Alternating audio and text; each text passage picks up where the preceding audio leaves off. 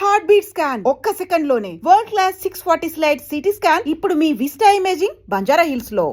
ముఖ్యంగా జీవనన్న గారికి ఆయన వెంట వచ్చినటువంటి ప్రతి పౌరుడికి, ప్రతి అన్నకు, ప్రతి తమ్ముడికి, ప్రతి చెల్లెకి కూడా పేరు పేరున బీఆర్ఎస్ రాష్ట్ర అధ్యక్షుడిగా నేను హృదయపూర్వకమైన స్వాగతం, సుస్వాగతం తెలియజేస్తా ఉన్నాను. జీవన్ రెడ్డి గారి గురించి నేను ఎక్కువ చెప్తే మాది మేమేదో డబ్బా కొట్టుకున్నట్టు అవుతుంది. ఎందుకంటే ఆయన గురించి మీ లోపల తెలియని వాళ్ళు ఎవరు లేరు. ఇక్కడ 40-45 సంవత్సరాల నుంచి మేము స్నేహితులం, చాలా దగ్గర మిత్రులం.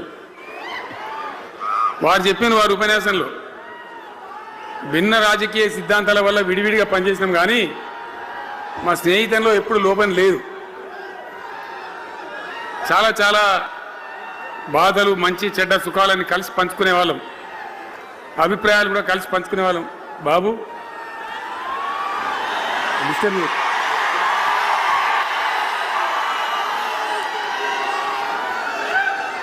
మంది లొల్లి పెట్టాం కూడా కాదులా వాను.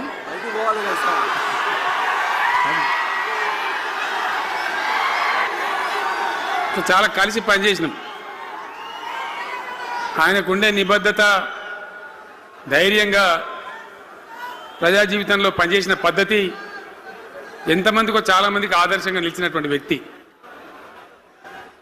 జగిత్యాలలో ఆయన పుట్టి పెరిగి రాజకీయంగా చాలా పెద్దవాడు అయినాడు మీ అందరి దీవెనతో. కానీ ఒక జగిత్యాలలోనే కాదు, ఆయనకు పాత కరీంనగర్ జిల్లా వ్యాప్తంగా అట్లనే పొరుగున ఉన్నటువంటి అనేక జిల్లాలలో చాలామంది జీవన్ రెడ్డి గారి అభిమానులు ఉన్నారు. చాలా మంది. మీరు లొల్లి పెట్టకుండి, మీ ఫోటోలే బయటికి పోతున్నాయి.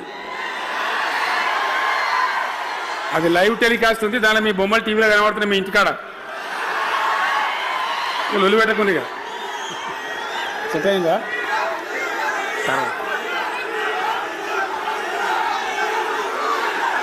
సో అట్లా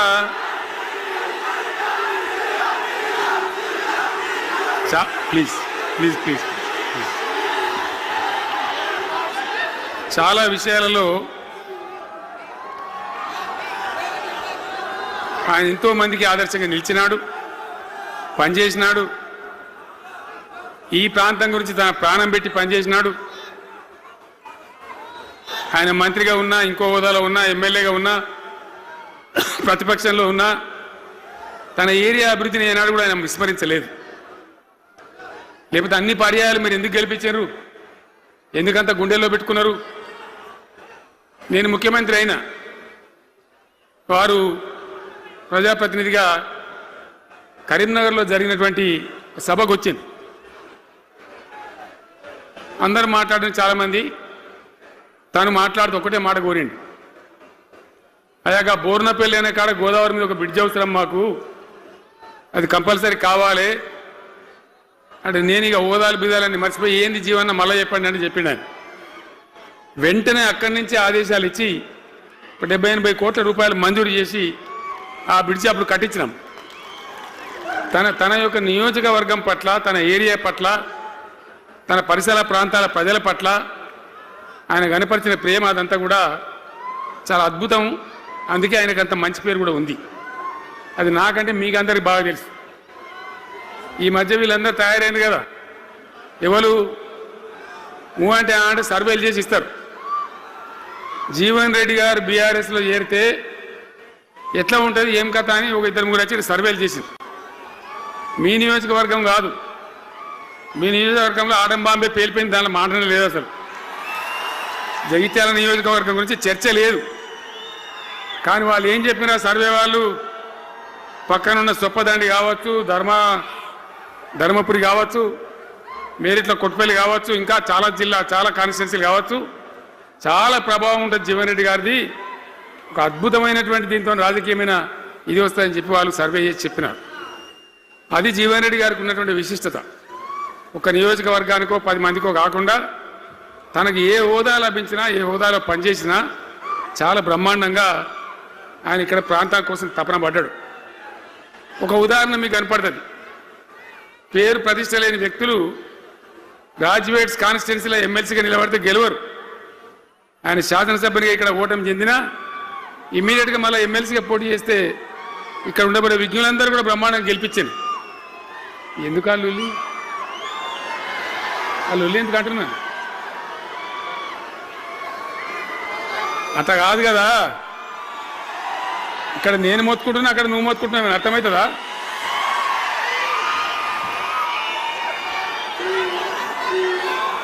ఏయ్ ఆగవా బాబు,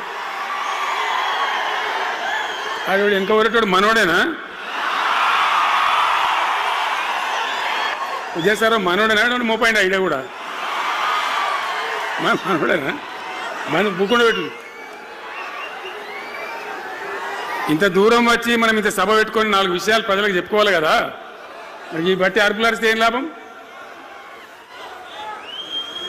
సో అట్లా జీవన్ రెడ్డి గారు తన రాజకీయ ప్రస్థానాన్ని ఒక సమితి ప్రెసిడెంట్గా ప్రారంభించి ప్రజా సమస్యల మీద పోరాటం చేసి సివిల్ లిబర్టీస్లో కూడా అడ్వకేట్గా ఆనాడు ఎంతోమందికి పౌర హక్కుల సంఘానికి కూడా మద్దతు ఇచ్చి అచ్చమైన నికార్సైనటువంటి ప్రజా కార్యకర్త నిరూపించుకొని అంచెలంచెలుగా ఎదిగి ఇంతకుముందే ఆయన చెప్పినట్టుగా అనేకమైనటువంటి పదవులు ఆయన చూసినాడు.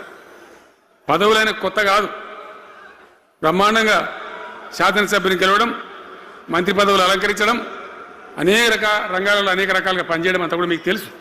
నేను కొత్తగా చెప్పే అవసరం లేదు. నేను ఒక్కటే మాట మీకు మనవి చేస్తా ఉన్నా. జీవన్ రెడ్డి గారు నేను మొన్న కలిసినప్పుడు ఒక మాట అనుకున్నాం. మేము ఎట్లా ముందుకు పనిచేద్దాం ఏంది, మేము ఇద్దరు మూలకోలం అనుకొని ఒక కుటుంబంలో అన్నదమ్ములాగా పనిచేద్దామని చెప్పిన నేను. ఇంత ప్రేమగా అంటే మనం కుటుంబంలాగా ఈ పార్టీకి బ్రహ్మాండమైన ఒక పిల్లర్స్ లాగా పనిచేసి ముందుకు తీసుకొని పోదామని చెప్పి నేను చెప్పడం జరిగింది. ఈరోజు పార్టీలో వారు చేరిన వెంటనే చాలా బ్రహ్మాండమైనటువంటి మనకు ఒక ఊపు వస్తూ ఉంది. నేను జీవన్ రెడ్డి గారిని కోరుతా ఉన్నా, జగిత్యాల మందం కాదు, జగిత్యాల జిల్లా కాదు, పాత కరీంనగర్ జిల్లా కాదు, మీరు ఆదిలాబాద్ చూడాలి, నిజామాబాద్ చూడాలి, పరిసర జిల్లాలు చూడాలి. పార్టీ ప్రధాన కార్యదర్శిగా ఈ నిమిషం నుంచి నేను అపాయింట్ చేసుకుంటా ఉన్నాను. బ్రహ్మాండంగా ఈ ప్రాంతం అంతా కూడా మీ సేవలు అవసరం ఉన్నాయి పార్టీకి.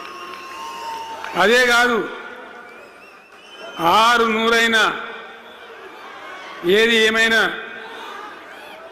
ఏమవుతుంది? 100% మళ్ళా బీఆర్ఎస్ గవర్నమెంట్ వస్తుంది. వస్తుందా? వస్తుందంటూ చేయలేవాటి ఒకసారి కెమెరాలు కడ దింపుకున్నారా బాబు? వస్తుంది కదా. ఇవాళ జీవన్ రెడ్డి గారు పార్టీలో బాబు కౌశిక్ రెడ్డి రాగబట్టు వాళ్ళు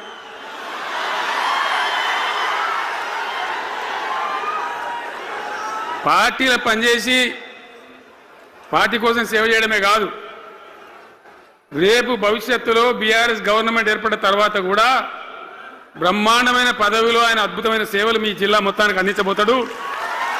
తెలంగాణ రాష్ట్రానికే ఆయన సేవలు అందించబోతాడు. ఇది నా మాట, కేసీఆర్ మాట అని నేను జగిత్యాల గడ్డ మీద చెప్తా ఉన్నా. నేను ఎక్కడన్నా మాట ఇచ్చినాడే తప్పలే. కాబట్టి జీవన్ రెడ్డి గారిని మీరు జగిత్యాల మందం మీరు యుద్ధం చేయాలి. యుద్ధం చేసేదానికి ఆయన ముఖాబిలా మనిషే లేడీడా, మీరు సరిపోతారు. ఆయన నాకు అప్పచెప్పాల బయట పనిచేయడానికి. కరెక్టే కదా? అట్లే చేద్దామా? అట్లే ముందుకోదామా? జగిత్యాల యుద్ధం మీ వంతు, తెలంగాణ యుద్ధం మా వంతు. ఓకే కదా?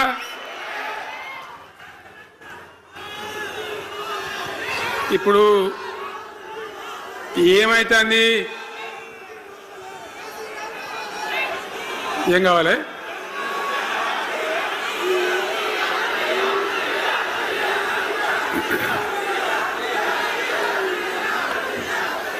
గింతే మనది మనం అనుకొని పోదాము. మరిగా బంద్ చేయండి బాబు, మీరు ముద్దుమంతులకు చెప్పండి వాళ్ళకు. తెలంగాణ చాలా భయంకరమైన పరిస్థితులలో ఉండే, దుఃఖం వచ్చేది, ఏడుపు వచ్చేది.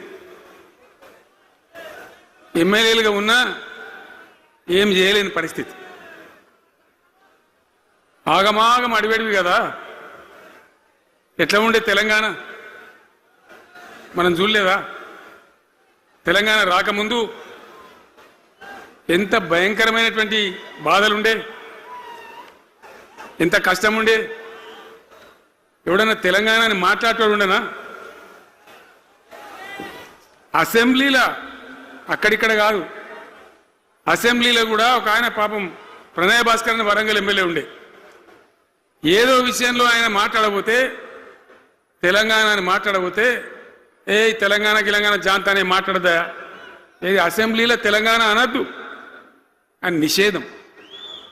అంత భయంకరమైన వివక్ష, అంత భయంకరమైన దాడి, మన భాష మీద దాడి, మన బతుకు మీద దాడి, మన నీళ్ళ మీద దాడి, మన ఉద్యోగాల మీద, మన వనరుల మీద, మన ఆస్తుల మీద మొత్తం దోపిడీ చేయడం తప్ప ఇక్కడి ప్రజలను బికారీలాగా వదిలిపెట్టినారు.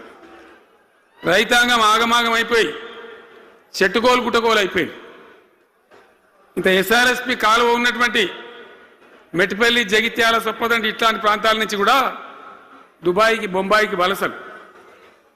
పాలమూరు జిల్లా అయితే భయంకరమైన వలసలు. ఎంతకు పోయింది తెలంగాణ అంటే, కొన్ని పార్టీలు సరే వాళ్ళు చేసింది మంచిదా చెడ్డదా పక్కకు పెడితే దుఃఖం వచ్చేది, బాధ కలిగేది, ఆవేశం రగిలేది. మహబూబ్ నగర్ జిల్లాలో 100కి 90 మంది యువకులు వలస. బతకానంటే బతకపోవాలి, ఆడ బతుకు లేదు. ఉన్న ముసలోళ్ళకు ముడిగోళ్ళకి ఇంత డబ్బులు వాళ్ళు పంపిస్తే కంట్రోల్ బియ్యం కొనుక్కొని తిని బతకాలి. అందులో కొంతమందికి అందకపోతే కొన్ని పార్టీల వాళ్ళు మేమేదో గొప్పతనం చేసామన్నట్టు గంజి కేంద్రాలు పెట్టేది. గంజి కేంద్రాలు గుండెలు రగిలి, నా తెలంగాణ గంజి కేంద్రాలు అంటే ఎవడో గంజి పోతే బతకాలన్నట్టు అంత అధ్వాన స్థితికి తెలంగాణ దిగజార్చిండ్రు. అది కాంగ్రెస్ ప్రభుత్వం కావచ్చు, టీడీపీ ప్రభుత్వం కావచ్చు. తీయటి పుల్లటి మాటలు చెప్పుడు తప్ప కసుకే నీళ్ళు తెచ్చియలే, మంచినీళ్ళు ఇయ్యలే, కడుపు నిండా కరెంట్ ఇయ్యలే, ఏది లేదు. అంత వాటిదే గ్యాస్. మాట్లాడు, చెప్పుడు, మోసం చేసి పోవుడు. మనం గొర్రెల్లాగా మన దగ్గర అడిగే నాయకులు లేడు, నిలదీసేవాళ్ళు లేడు, అందరు కట్టుబానిసలు అయిపోయారు. ఆ పరిస్థితులలో మూనిగే నక్క మీద తాటికాయ పడ్డట్టు ఆనాడున్న ముఖ్యమంత్రి చంద్రబాబు నాయుడు కరెంటు ఛార్జీలు పెంచాడు, భయంకరంగా పెంచాడు. తెల్లారి నేను ఒక ఉత్తరం రాసిన, నీ కరెంటు ఛార్జీల పెంపుదల వాపసు తీసుకో, లేకపోతే ఈ సమైక్య రాష్ట్రంలో మాకు న్యాయం జరగదని నేను ఉద్యమానికి పోవాల్సి వస్తుంది, తెలంగాణ కోసం కొట్లాడాల్సి వస్తుందని చెప్పి రాసిన. ఆయన తీసుకోలే. కొంతమంది రైతులు పాపం పోరాటానికి వచ్చింది. మీరు కొత్త వాళ్ళు చూడకపోవచ్చు కానీ చాలా పాత వాళ్ళకి తెలుసు. పోరాటానికి హైదరాబాద్కి వస్తే నిరసన తెలపడానికి పట్టపగలు 11:30 గంటలకు బషీర్ బాగులో ఇష్టం ఉన్నట్టు విచ్చలవిడి కాల్పులు జరిపి చంపేస్తే 3 రైతులు అక్కడికక్కడనే ప్రాణాలకి చచ్చిపోయారు. ఆ తర్వాత నిర్ణయం తీసుకునేవిగా ఇక లాభం లేదు, ఎదురు తిరిగితే కూడా వీళ్ళు కాల్చి చంపుతున్నారు, జెండా ఎత్తడం ఒకటే తప్ప మార్గం లేదని చెప్పి ఆనాడు నేను తెలంగాణ ఉద్యమానికి శ్రీకారం చుట్టాను. ఎంబడ ఎవడు వచ్చినా సరే రాకున్నా సరే ప్రజలున్నారు, యువకులున్నారు, చూసుకుందాం దేకలేం అని చెప్పి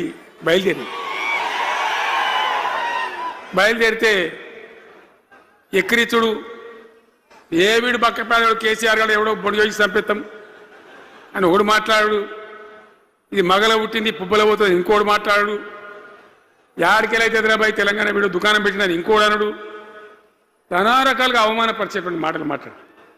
కానీ మొక్కవం ధైర్యంతో, చిత్తశుద్ధితో బయలుదేరి పోరాటం చేస్తూ ప్రజలు జమైతా పోయినరు. మీ అందరికి తెలుసు, ఇదే జగిత్యాలకు నేను ఎన్నోసార్లు వచ్చిన, కోరుట్లకు ఎన్నోసార్లు వచ్చిన, చొప్పదండికి ఎన్నోసార్లు వచ్చినా తిరగని ఊరే లేదు, తిరగని మండలాలు లేవు. అట్లా పక్షిలాగా మొత్తం తెలంగాణ తిరిగి విశ్వ ప్రయత్నం చేస్తే ఒక పెద్ద ఉద్యమ కెరటం తయారైన తర్వాత మేము కూడా తయారుపై మేము ఇస్తాం తెలంగాణ అని కాంగ్రెస్ పార్టీ మొదలుపెట్టి సరే మంచి మాటగా ఎవడైతే ఇస్తే ఎవడైతే కావాలి తెలంగాణ ఎవరితేంది అనే పద్ధతితోని కాంగ్రెస్తో జట్టు కట్టి గెలిచినాం. అమాంతంగా నేను తెలంగాణ లేవట్టుకపోయి ఢిల్లీలో పెట్టాం. రాష్ట్రపతి ప్రసంగంలో వచ్చింది, కామన్ మినిమం ప్రోగ్రాంలో వచ్చింది, ఒక దశకు వచ్చింది. కానీ తర్వాత కాంగ్రెస్ పార్టీ కూడా వెనుకకు పోయి ఎగబెట్టే ప్రయత్నం చేసింది. అప్పుడు రోషియా ఆయన ఒక ఆయన ముఖ్యమంత్రి ఉండే. ఆ రోషియా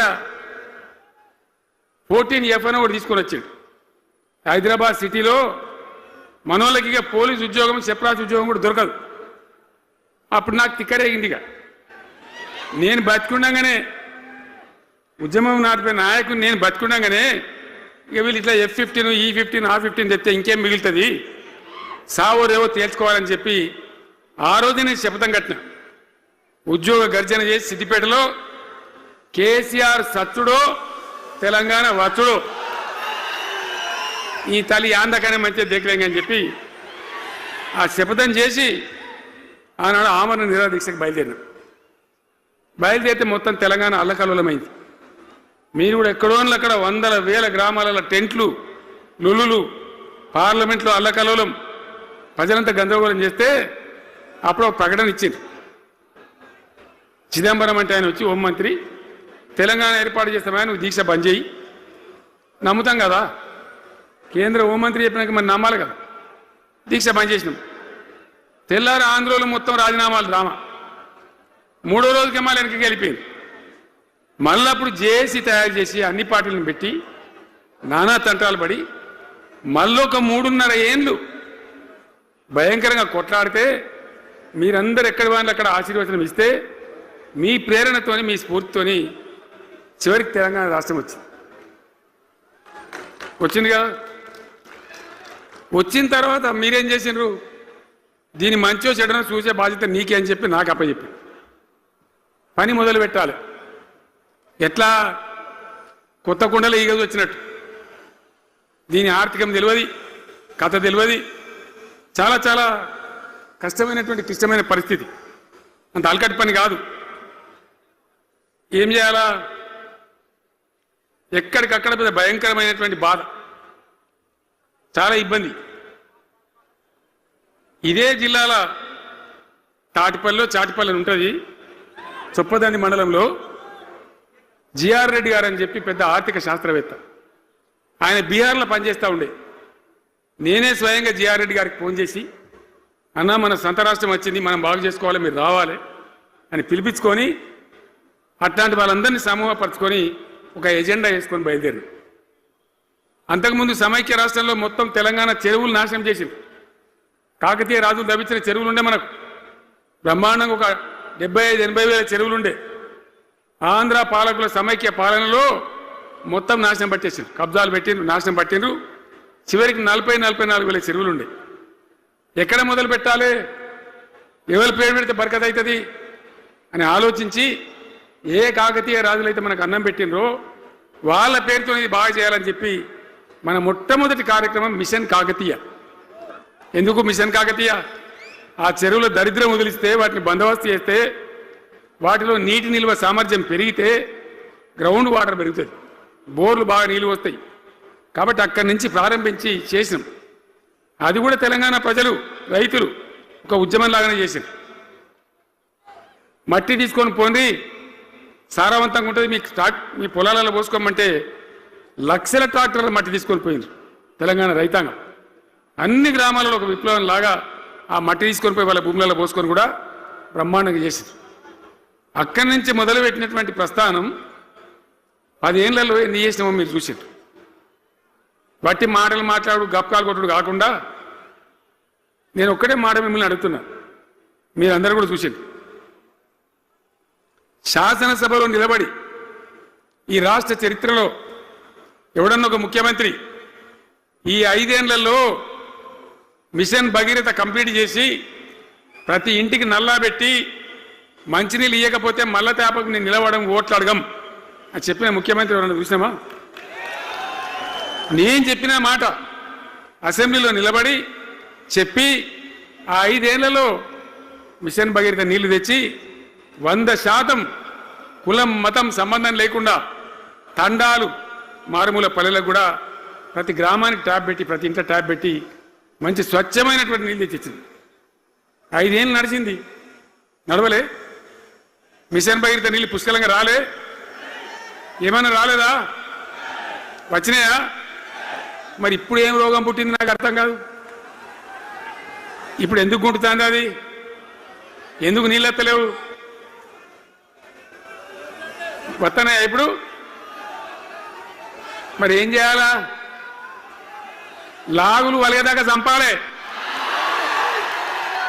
మంచి మాట కాకపోతే ఏం చేస్తారు?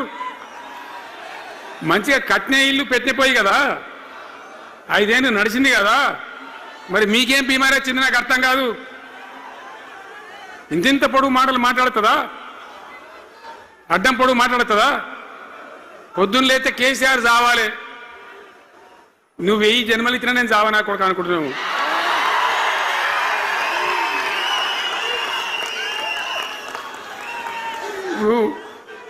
ఉట్టి మీద దాచిపెట్టింది.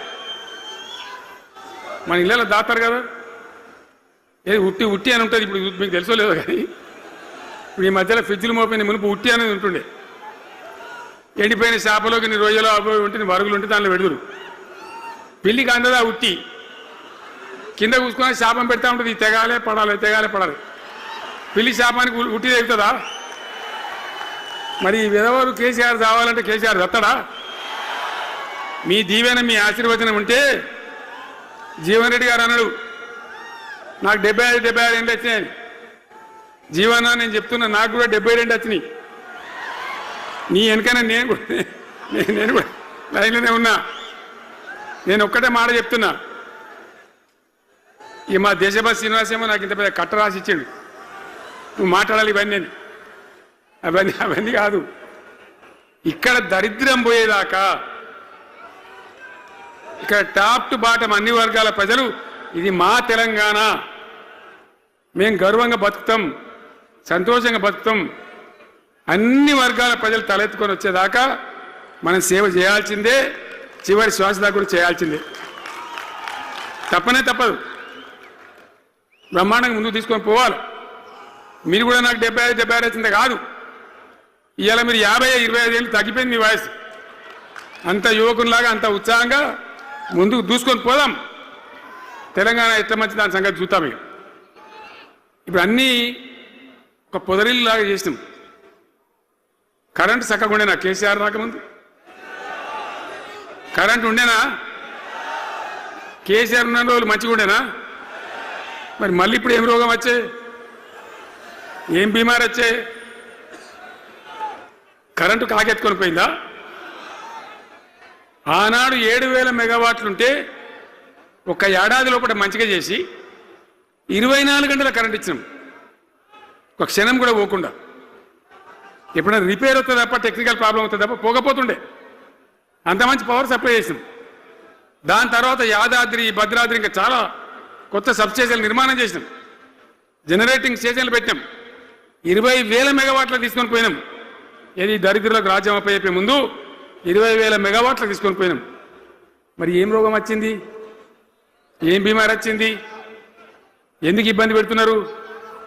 అనేక చోట్ల రైతుల పొలాలు ఎండుతున్నాయి, పేపర్లలో ఫోటోలు వస్తున్నాయి, టీవీలలో వస్తున్నాయి, జనం ఏడుస్తున్నారు.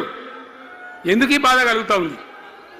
ఇది ఆషామాషి వ్యవహారం కాదు, ఇది జీవనమరణ సమస్య, మన బతుకు తెరువు సమస్య. ఓట్లు వేసేటప్పుడు నేను సిలికలకు చెప్పినట్టు చెప్పిన, ఉల్టా పల్టా ఎటుపడితే వేయకుండా దెబ్బతింటారని చెప్పిన. నా మాట ఇన్నోడు ఇనలే. ఇప్పుడు ఏమైంది? ఏం జరుగుతుంది? ఆ రోజు నేను చెప్పిన, వీళ్ళు కనుక గెలిస్తే ఈ దుర్మార్గులు, వీళ్ళ గుండె లోపల తడి లేదు, వీళ్ళు రైతు బంధుకు రామ్ రామ్, దళిత బంధుకు జై భీమ్. అయిందా? అట్లే పక్క ముచ్చటనేది. ఇక ఇవాళ ఇప్పుడు జీవన్ రెడ్డి గారు చెప్పిండు, కాంగ్రెస్ వాళ్ళు సభ పెట్టినాడు, కాటారంలో బుడరంలో పెట్టినాడు, ఆడ పైసలు ఎత్తారట. ఇది ఒక్కతే ఆపకేసే రైతు బంధు నెలకోకిస్తా, ఎకరానికా?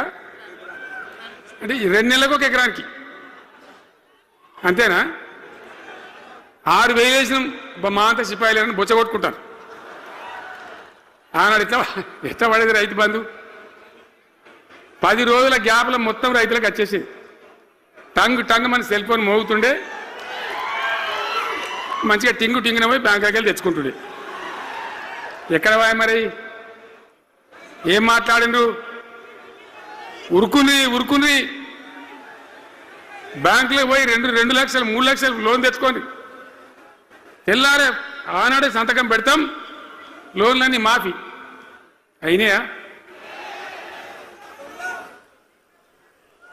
ఇట్లా అడ్డగోలు నోటికొచ్చిన మాటలు చెప్పి ఇష్టం వచ్చిన కథలు చెప్పి అర్రాసు పాట పడినట్ట. కేసీఆర్ 10,000 ఇస్తాడా, మేము 15 ఇస్తాం. పెన్షన్లు 2,000 ఇస్తాడా, మేము 4,000 ఇస్తాం. వికలాంగులకు 4,000 ఇస్తాడా, మేము 6,000 ఇస్తాం అనే వరకల్లా మన వాళ్ళు మోసపోయింది. నేను చెప్పిన ఇది మోసంరా నాయన, గోసపడతాము, ఇది అయ్యేది కాదు, ఆర్థిక పరిస్థితి లేదు అని నేను చెప్పిన ఆ రోజే మీటింగ్లలో చెప్పిన. కానీ కొద్దిమంది ఆశపడితే ఏమైంది? 1.7%తో బీఆర్ఎస్ ఓడిపోయింది. మనం కూడా 39-40 ఎమ్మెల్యేలు గెలిచినాం. ఇంకో 10 మంది కొద్ది తేడాతోనే ఓడిపోయింది. అయితే 1.7% తేడాతోనే బీఆర్ఎస్ ఓటమి పాలైంది. సరే, మంచి మాట. మరి వచ్చిన ప్రభుత్వం పనిచేయాలి కదా, వాళ్ళకు కూడా అవకాశం ఇవ్వాలి కదా. సరే, మన నాన్న వాడో కొంత దుంకులాడినా నేను మాట్లాడలే, నీ బయటికి రాలే, తక్కువ 1-2 సార్లు తప్ప రాలే. వాళ్ళకు కూడా ఛాన్స్ ఇవ్వాలి, అవకాశం ఇవ్వాలి. మనం ఎక్కసంతో ఉండొద్దు, చేయని ఏం పరిపాలన చేస్తారో చేయని, మంచిదే కదా అని చెప్పి అనుకున్నాం. మరి ఏమైతే అంది? ఎక్కడ చూసినా చిల్లర మాటలు తప్ప ఒక్కటంటే ఒక్కటన్నా నిర్మాణాత్మకమైన కార్యక్రమం ఉందా? ఒక్కటన్నా ఏదైనా గొప్ప స్కీమ్ మొదలుపెట్టిందా? ఒక పొదరిల్లులాగా వడ్డించిన విస్తరలాగా తెలంగాణ మీకు అప్పచెప్పింది. ఎన్నిటల్లో నంబర్ 1 తెలంగాణ. మంచినీళ్ళ సప్లైల నంబర్ 1, కరెంటు సప్లైల నంబర్ 1, పర్ క్యాపిటల్ తలసరి ఆదాయంలో నంబర్ 1, రాష్ట్ర స్థూల ఉత్పత్తి జిఎస్డిపిల నంబర్ 1. ఎన్నిట్లలో కేంద్ర అవార్డు రావాలి. అంత బాగా చేసిన తెలంగాణ 2.5 ఏళ్లలో ఇలా ఎవ్వని మాట్లాడించినా రైతులను మాట్లాడితే గొడవ వైడుతున్నారు. నాశనం అయిపోయిందన్న, చెడగొట్టుకున్నాం, మా చెప్పుతున్నాం, మేమే కొట్టుకుంటాం ఓటున్న వాళ్ళు కొంతమంది బాధపడి. ఎందుకు? ఎంత మంచిగా కడుపులో చల్లగదల కూడా రైతులకు ఎట్లుండే, ఎంత బాగుండే. కరెంటుకు బాధ ఉండేనా, నీళ్ళకు బాధ ఉండేనా? యూరియా బస్తాలు ఇయ్యే శాతం అయితే లేదా ఈ ప్రభుత్వానికి? యూరియా బస్తాలు రాబోయంటే యాప్ పెట్టినా ఉంటాడు. దుకాణంలో లేకపోతే యాప్లకి వెళ్తాయా? ఈ దమ్ముంటే తెచ్చి దుకాణంలో పెట్టాలి, కానీ ఆ యాప్లు పట్టుకొని తిరిగితే కాళ్ళకు వాపులు వస్తాయి. బస్తాలు మాత్రం దొరుకుతలేవు. నిజమేనా నేను చెప్పేది? యాడ చూసిన ఎరువు బస్తాలు కూడా శాతం కాదు ఆఖరికి. అంతకుముందు కాంగ్రెస్ గవర్నమెంట్ ఉన్నప్పుడు అట్లే ఉండే, పోలీస్ స్టేషన్లో పెట్టి అమ్మిండ్రు యూరియా బస్తాలు. ఇవాళ మళ్ళా చెప్పుల లైన్లు, కాళ్ళకు వాపులు రావాలి. ఆటో రిక్షానికి చెప్తే 10 బస్తాలు వేసిపోరాబోయంటే పొలం కాడ వచ్చి ఎత్తుండే. ఇలా యూరియా కోసం ఇంత బాధన? ఇది ఎంత అసమర్థమైన ప్రభుత్వం, ఎంతగాని శాతగాని ప్రభుత్వం. అన్నిటికీ బాధనే కదా. బంగారం లాగున్న రైతులు ఎంత ఆనందంగా ఉండే. వానాకాలం పంటలు పండితే తడిసిన ధాన్యం కాడికెళ్ళి కొని మొత్తం బ్రహ్మాండంగా రైతులకు డబ్బులు బ్యాంకులు వేసేది, మధ్య దళారు లేకుండా. మా గంగుల కమలాకర్ వేసేది, సేమ్ మీద కూర్చున్నాడు సివిల్ సప్లైస్ మినిస్టర్గా, కొట్లాడి తీసుకుపోయి వేసేది. రైతులకు ముందుగా పోవాలి, వాళ్ళు పోయి మళ్ళీ సెకండ్కి పని చేసుకోవాలి. ధాన్యం అమ్మిన డబ్బులు వచ్చేది, ఇటు రైతు బంధు పైసలు వచ్చేది. రైతులు మోతాదు లేకుండ్రి, మంచిగా పనిచేసుకున్నారు. ఇప్పుడు ఏమైంది? ఎరువు అనే యాపు రైతు బంధు కోసం మొగులు చూడాలా, అది నెలకో ఎకరానికి వస్తుంది. ఇప్పుడు జగిత్యాల కేసీఆర్ సభ అంటే మళ్ళీ ఇలా పైసలు విడుదలన్నట్టు. రైతు బంధు రావాలంటే మళ్ళీ సభ పెట్టన్నా ఏంది? ఇప్పుడు 3వ కిస్తీ రావాలంటే మళ్ళీ ఏమన్నా కేసీఆర్ సభ పెట్టాలి ఇక, అంతేనా? ఇది ప్రభుత్వమా? ఒక 75,000 కోట్లు ఇచ్చినాం మనం రైతులకు. 75,000 కోట్లు. పల్లరాశిరెడ్డి గారు ఉన్నాడు ఎక్కడున్నాడు, అయినప్పుడు రైతు బంధు అధ్యక్షుని ఉండే రాష్ట్రానికి ఎమ్మెల్యేగా లేకుండే ఈయననే నిలబడేపించింది. 73,000 కోట్ల పైచీలకు డబ్బులు అనాయాసంగా సునాయాసంగా రైతు ఖాతాలకు పంపించింది. ఇప్పుడు ఏం రోగం వచ్చింది, ఏం బీమారి వచ్చింది? అచ్చా, ఇంకో మాట మీరు నాకు చెప్పాలి. ఈ కాంగ్రెస్ సిపాయిలు ఏం మాట్లాడారు ఎలక్షన్లో? కేసీఆర్ అంటాడు చక్కగా చేస్తలేడా, మేము చాలా సిపాయిలము, చాలా అనుభవం ఉన్న పార్టీ మాది, బ్రహ్మాండంగా చేస్తాం, మీకు 6 సందమామలు 7 సూర్యులు పెడతామన్నారు అన్నారు కదా, ఆయన నరికిరు కదా. ఇలా రాష్ట్ర ఆర్థిక ఆదాయం ఎందుకు దిగజారిపోయింది? దయచేసి ఆలోచన చేయండి. కేసీఆర్ ఉన్నప్పుడు రియల్ ఎస్టేట్ ఎట్లా ఉండే, రైతుల భూముల ధరలు ఎట్లుండే,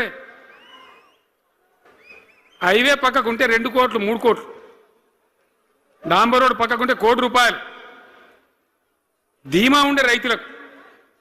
ఇంట్లో అమ్మాయి ఇందులో పెళ్లి చేయాలంటే పావడంత అమ్మి చేత పోవా, వాళ్ళ దగ్గర అమ్మి చేత బిల్డింగ్ కట్టుకుంటా.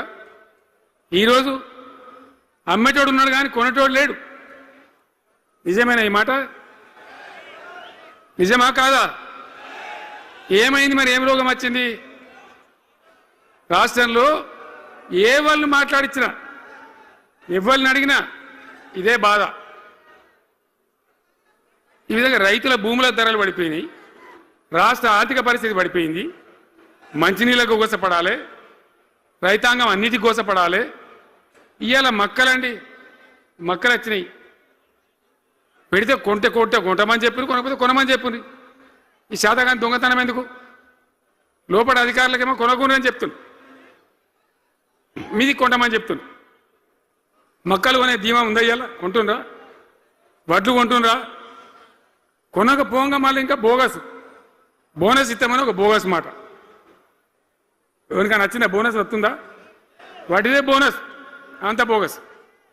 ఈ విధంగా పంట వేసిన కాడి నుంచి పంట కొనుగోలు దాకా బీఆర్ఎస్ ప్రభుత్వం అన్న నిలబడ్డది, రైతులకు తోడుగా నిలబడ్డది, రైతులను ఆదుకున్నది. ధాన్యం తడిసిపోతే కూడా కొన్నది. కానీ ఇలా రైతాంగం అంతా ఆగమాగం. రైతు బంధు ఎప్పుడవుతుందో తెలియదు, ధాన్యం కొనరో తెలియదు, కొంటే పైసలు తొందరగా వస్తాయో రావో తెలియదు. చాలా సతమతమవుతున్నారు. రైతులను మాట్లాడితే చాలా తప్పు చేసుకున్నాం సార్, పొరపాటు అయిపోయింది అని బాధపడుతున్నారు. చేనేత కార్మికులు మంచిగుండ్రి, మళ్ళీ వాళ్ళ ఆత్మహత్యలు స్టార్ట్ అవుతున్నాయి. వాళ్ళకి ఇచ్చే ఆర్డర్లన్నీ బంద్ చేసిండ్రు, ఇంకెవరికి వస్తారట కమిషన్ల కోసం, అది వాళ్ళని అవస్థ పెడతా ఉన్నారు. ఉద్యోగులు ఆనాడు మనం 72% ఇచ్చినాం, వాళ్ళు తెలంగాణ ఉద్యమంలో పనిచేశారు కాబట్టి టీఎన్జిఓ అంటోళ్ళు సమైక్య రాష్ట్రంలో కూడా వాళ్ళ ఉనికి పొడగొట్టుకోలే, టీఎన్జిఓగానే ఉన్నారు తెలంగాణ ఎన్జిఓలుగా. కాబట్టి వాళ్ళని గౌరవించి గుర్తించి బ్రహ్మాండంగా 72% పీఆర్సీ ఇచ్చినాం. ఇలా ₹7 ఇచ్చిండ్రా, 7% అని ఇచ్చిండ్రా? ఏమైంది? ఏం బీమారైంది? ఎంతమందిని మోసం చేస్తారు? ఆఖరికి వస్తే పరిస్థితి ఏంది? ఇలా రాష్ట్రంలో రిటైర్డ్ ఉద్యోగస్తులకు కూడా వాళ్ళకి రావాల్సిన బకాయి, వాళ్ళు దాచుకున్న డబ్బులు వీళ్ళు ఇచ్చే మెహర్బానేం లేదు, ఆ డబ్బులు కూడా ఇచ్చే పరిస్థితి లేదు. ఆటో రిక్షా కార్మికులు మాట్లాడితే అన్న ఈరోజు పనికి మాలిన ఫ్రీ బస్సు పెట్టిండ్రు, మా పొట్ట కొడుతున్నారు, మేము నాశనం అయిపోయినారు, వాళ్ళు ఏడుస్తూ ఉన్నారు. పిల్లలకు అది నేమ్ పెట్టలే. ఆయన కాంగ్రెస్ ముఖ్యమంత్రి అయినా రాజశేఖర రెడ్డి గారు అప్పుడు పెట్టిండు, ఇది ఫీజు రియంబర్స్మెంట్ అనే స్కీమ్. మంచి లాభం జరిగింది, నేను దాన్ని కొనసాగించిన. ఇలా మొత్తం బీసీలకు ఎస్సీలకు పిల్లలందరికీ ఫీజు రియంబర్స్మెంట్ రాక 10-12 వేల కోట్ల బకాయిలు పెడితే వాళ్ళు ఆగం, వాళ్ళు రోడ్డున పడరు. కోర్టుకు పోతే పిల్లల దగ్గర వసూలు చేసుకొని చెప్పి కోర్టులు చెప్తా ఉన్నాయి. వాళ్ళ గతి ఏం కావాలి? ఇప్పుడు ఎవరిని కదిలిచ్చినా ఈ రాష్ట్రంలో, ఎవరిని మాట్లాడించినా, ఒక విద్యార్థిని మాట్లాడినా, ఒక రిటైర్డ్ అయిన ఉద్యోగిని మాట్లాడినా, పనిచేస్తున్న ఉద్యోగిని మాట్లాడినా, రైతాంగంతో మాట్లాడినా ప్రతి వాడు ఒక అసంతృప్తి, ఒక బాధ, మాకేదో అన్యాయం జరిగినటువంటి పరిస్థితిలో మాట్లాడుతూ ఉన్నారు. పిల్లలు పాపం చదువుకునే వాళ్ళు ఉంటే వాళ్ళకి విదేశాల్లో సీట్లు వస్తే 20 లక్షల రూపాయలు ఇచ్చాం. అంబేద్కర్ పేరు మీద, జ్యోతిబా పూలే పేరు మీద ఎస్సీ పిల్లలకు, బీసీ పిల్లలకు, ఓసీలలో కూడా నిరుపేదలకు ఇచ్చినాం. ఇలా దాన్ని బంద్ పెట్టిండ్రు. వాళ్ళు ఆగమైపోతా ఉన్నారు. అన్నీ కూడా సర్వనాశనం చేస్తూ ఉన్నారు. అన్ని స్కామ్లు, కుంభకోణాలు, భూ కబ్జాలు. పొద్దున్న లేస్తే పేపర్ తిప్పితే బాధ కలిగేటువంటి పరిస్థితులు. సో ఈ రకంగా సింగరేణి, అద్భుతంగా ఉన్న సింగరేణి నాశనం చేసి ఇలా బొగ్గులకు స్కామ్, సివిల్ సప్లైస్ల స్కామ్, మొత్తం అని కూడా స్కామ్లు, దోపిడీ తప్ప ప్రజలకు పనిచేసే పరిస్థితి లేదు. మరి ఏం జరగాల? కాంగ్రెస్ వాళ్ళు చెప్పిన మాటలు వింటే ఈ మాటలు కోటలు దాటినట్టు ఇష్టం ఉన్నట్టు చెప్పారు. చివరికి ఏందిరా ఇప్పుడు 2.5 ఏళ్ళు గడిచిపోయింది. మరి ఏంది కథ? కాకికి పెడదామంటే కంకెడి లేవు, పిట్టకి పెడదామంటే పిడికెడి లేవు. వటియే ముచ్చట్లు, వటియే మాటలు తప్ప ఎక్కడ ఏం జరిగింది లేదు. ఏ డిపార్ట్మెంట్లో కానీ, ఏ రంగంలో కానీ, ఒక ఇరిగేషన్లనా, ఒక కరెంట్లనా, ఇంకో దానిలనా, ఒక అర్బన్ డెవలప్మెంటా, రూరల్ డెవలప్మెంటా ఏమైనా జరిగిందా? ఆనాడు మన పల్లెలు బాగు చేసుకోవాలని చెప్పి దేశంలోనే ఎక్కడ లేని విధంగా పల్లె ప్రగతి కార్యక్రమాలు చేసినాం. ప్రతి ఊరికి అన్నేళ్ళ తెలుగుదేశం కాంగ్రెస్ గవర్నమెంట్లు ఉంటే చచ్చిపోతే ఏడగాలేసుకోవడం జాగా కూడా చూపించలే. ప్రతి గ్రామానికి ఆనాడు మనం వైకుంఠ ధామాలు కట్టినాం. ప్రతి గ్రామంలో క్రీడా ప్రాంగణాలు కట్టినాం. ప్రతి గ్రామంలో నర్సరీలు పెట్టినాం. ప్రతి గ్రామంలో పల్లె ప్రకృతి వనాలు పెట్టినాం. ప్రతి గ్రామ పంచాయతీకి ట్రాక్టర్ ఇప్పించినాం. ఆనాడు చెత్త తీసేది, ఇలా పనిచేస్తున్నాయా ట్రాక్టర్లు? ఊళ్ళలో ట్రాక్టర్లు పనిచేస్తున్నాయన్నా? మూలకు పడ్డాయి, డీజిల్ పోసే దిక్కులేదు. ఏం చేయాలా? పల్లె ప్రకృతి వనం పెడితే దాన్ని నీళ్ళు పోసే దిక్కులేదు. ఏం రోగం వచ్చింది? ఏం బాధ? డీజిల్ లేదా? ఆ తెలివి కూడా లేదా? ఆ రోజు నేను చెప్పిన ఆర్థిక శాఖ కార్యదర్శిని పిలిచి అవసరమైతే ఎమ్మెల్యేల జీతాలు బంద్ పెట్టుండ్రు కానీ గ్రామ పంచాయతీల డబ్బులు మాత్రం విడుదల చేయండి అని చెప్పినండి. అంత టెన్షన్గా డబ్బులు పంపించేది, కార్యక్రమాలు జరిగేది, గ్రామాలు మంచిగా ఉండేది. అది నాశనం పట్టిండ్రు. మున్సిపాలిటీలు అయితే మురిక్కుపాలు అయిపోయినాయి. మరి ఏం చక్కగా ఉన్నట్టు? ఏం బాగున్నదన్నా?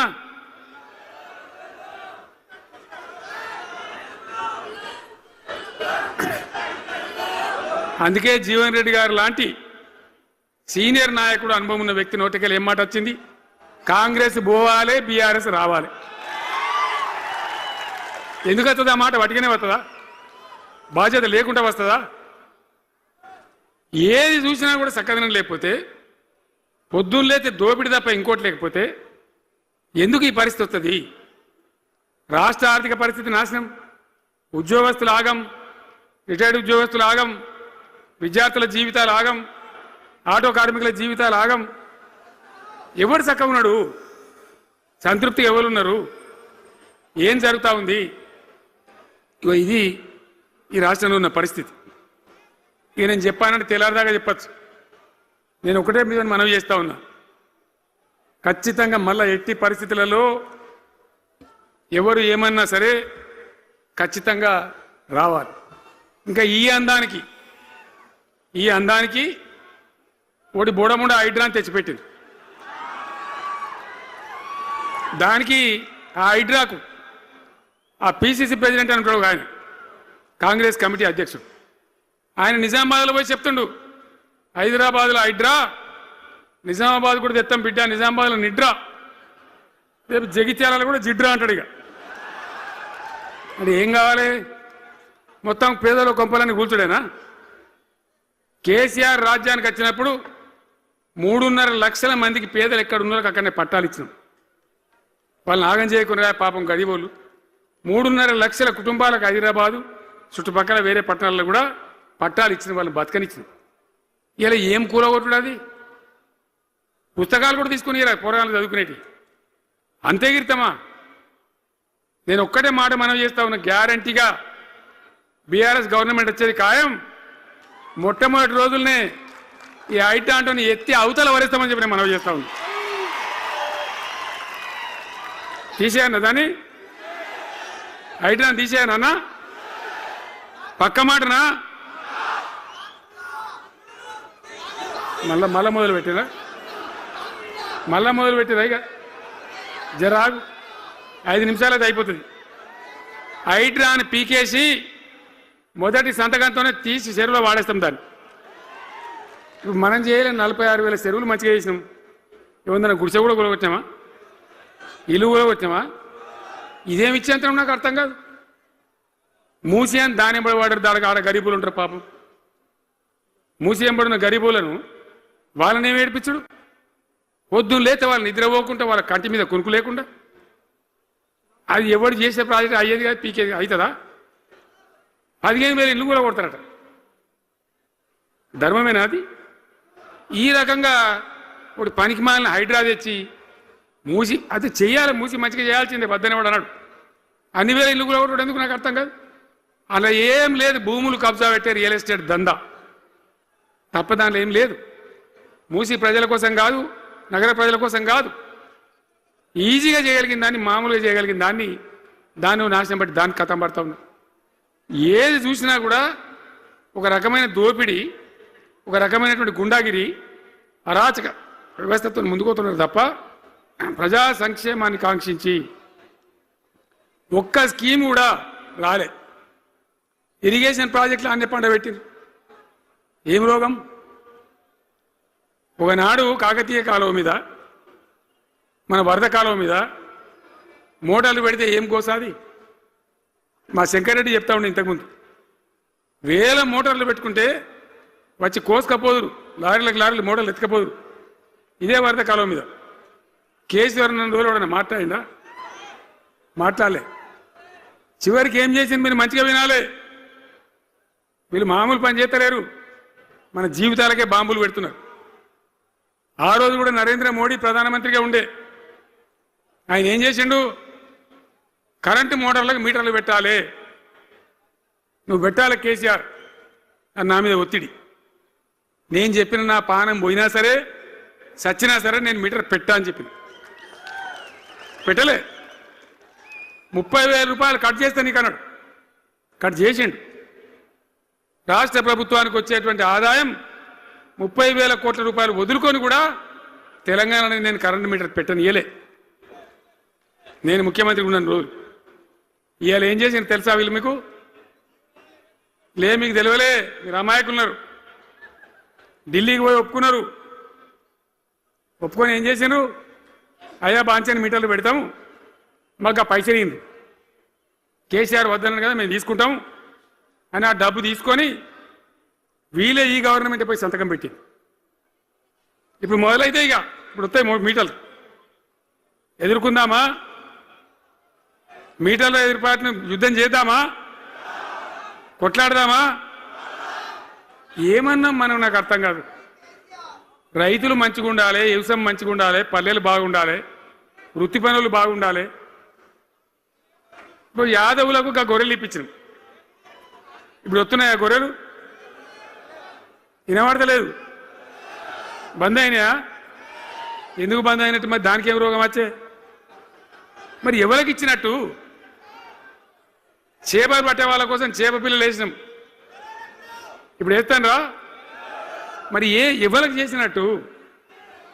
వృత్తి పని వాళ్ళకు ఉండదు, ఎవరికి ఉండదు. బీడీ కార్మికులు ఉన్నారు, నాకెవ్వరు దరఖాస్తు ఇయ్యలే, ఇవాళ అడగలే. అప్పుడప్పుడు మా తులమ చెప్పేది, అన్న వాళ్ళ పరిస్థితి బాగుండదు, పేదరికంలోనని చెప్పేది. మా అంతటా మేమే ఆలోచించుకొని బీడీ కార్మికులకు పెన్షన్ తెచ్చినాం. మొత్తం భారతదేశంలో ఏ రాష్ట్రంలో ఇస్తారా? వాళ్ళకి పెన్షన్లు పెంచుతామని ఎగబెట్టినరా? వాళ్ళకు కాదు, ఎన్ని ఆశలు. ఇంట్లో ఉన్న ఆడపిల్లకు 5 లక్షలు మహాలక్ష్మి అని పేరు పెట్టి 2,500 నెలకిస్తామని ఇచ్చిండ్రా? రూపాయి వచ్చిందా? అట్లా ఎన్ని? 6 గ్యారంటీలు, 420 హామీలు. స్కూటీలు ఎక్కడ బాయే? స్కూటీల్లో మనలో ఇంకా స్కూటీలు ఎక్కడి? ఏమన్నా నచ్చినాయా? మరి నేను ఏమంటున్నా అంటే దయచేసి మీరు ఆలోచన చేయాల్సింది, ఇలా ఈ సభలో మాట్లాడుతున్నా మీరు వింటున్నాను కాదు, యావత్ తెలంగాణ వింటున్నది. తెలంగాణ ప్రజలందరికీ నేను కోరుతాను, నేను చెప్పిన నిజమా అబద్ధమా? ఏం జరుగుతూ ఉంది తెలంగాణలో? ఈ సందర్భంలో ఖచ్చితంగా ప్రజల మంచిని కోరే ప్రతి వాళ్ళు ఒకటి కావాల్సిందే, మళ్ళా తెలంగాణ పునర్నిర్మాణ యజ్ఞం మళ్ళా ప్రారంభం కావాల్సిందే. దాన్ని ఎవడు ఆపలేడు. జర గాచారం బాలేకపోతే దెబ్బతింటాం, అంత మాత్రం చేత ఆగిపోతామా? ఊకుందామా? పోరాటం చేయాల్సిందే, వీళ్ళని నిలదీయాల్సిందే. ఖచ్చితంగా తెలంగాణ పునర్నిర్మాణ ప్రక్రియ, ఆ యజ్ఞం మళ్ళా ప్రారంభం కావాల్సిందే. తెలంగాణ ప్రజలు గెలిచి నిలవాల్సింది. మొత్తం ప్రాజెక్టులు పండబెట్టినండి. పాలమూరు ఎత్తిపోతల పథకం 90% పూర్తి చేసింది. కొద్దిపాటి డబ్బుతో అయిపోతుంది. వలసల జిల్లా, కరువు జిల్లా వాళ్ళని నాశనం పట్టిండ్రు. అన్ని అబద్ధాలు. ఒక్కటి కూడా ఒక క్రియాన్వితమైనటువంటి ప్రజలకు పనికొచ్చేటువంటి ఏ రకమైన నిర్మాణాత్మక పని లేకపోగా కూల్చివేతలు, కాల్చివేతలు, పోలీస్ దాడులు, ఎవడన్నా ఎదురుగా మాట్లాడతామని పట్టుకపోవడు. ఇది రాజకీయమా? ఈ రకమైన కథన. దయచేసి మీ అందరితోని నేను కోరేది ఒకటే, చాలా సంతోషం. నేను జగిత్యాలకు వచ్చిన సందర్భంలో జీవన్ రెడ్డి గారు వెంట మీరు తండోపతండాలుగా తరలి వచ్చాను. సభలో ఉన్నదానికంటే బయట చాలా ఎక్కువ మంది ఉన్నారు. మేము రాగా చూసినాం, తోవలో చాలా చీరి చేస్తూ ఉన్నారు. మీరు వచ్చిండ్రు. మీ అందరికీ మళ్ళొక్కసారి నేను స్వాగతం చెప్తా ఉన్నా. జీవనన్నతో పాటు బ్రహ్మాండంగా పనిచేద్దాం, ముందుకు పోదాం. ఈ జగిత్యాల జైత్ర యాత్రనే మళ్ళీ మన రాజకీయ శక్తుల పునరేకీకరణ చేసుకుంటూ మనం విజయం సాధించే వైపుగా పోవాలి. తప్పక విజయం సాధించాలి.